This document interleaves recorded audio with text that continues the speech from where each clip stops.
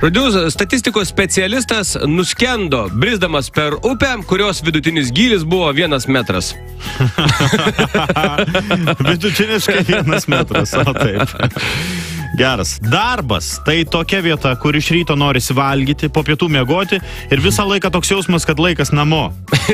Nebūna jums taip? Būna visiems. Dar vienas. 2 barakudos kalbasi. O. Sako, tu neįsivaizduoji. Sutikau tokį bičą. Nu, fainas, babkių, žinok, turi pilnumoj. Ir, žinai, jis man pažadėjo nupirkti Dioro rankinę, žinai. Tai sako, nu, tu paėmei? Jo, paėmiau. O rankinę nupirko?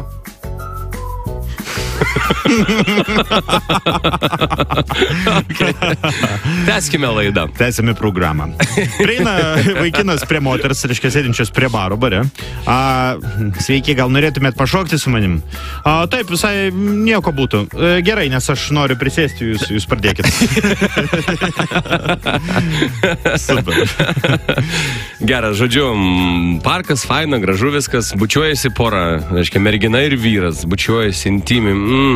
Da mergina taip traukia lūpas nuo vyro lūpų ir sako, apie ką tu galvoji, sako, aš irgi noriu galvoti apie tą patį, ką galvoji ir tu.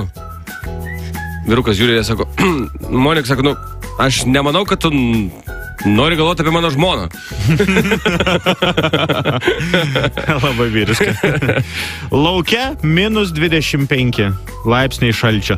Janina nurinkinėdama balkone skalbinius sulaužė vyro apatinius. Labai geras. Aš turiu beveik tokį patį, kuris buvo paskutinis.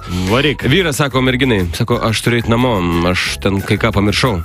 Tu ką ten pamiršai, taigi vidurnaktis? Pamiršau, kad turiu žmoną. Keistas anekdotas. Keistas? Keistas, ką? Keistas. 2 Seimo nariai kalbasi. Na, žinok, šis įstatymas 2 kartus keistas. Nu, daug keistesnis už pirmąjį.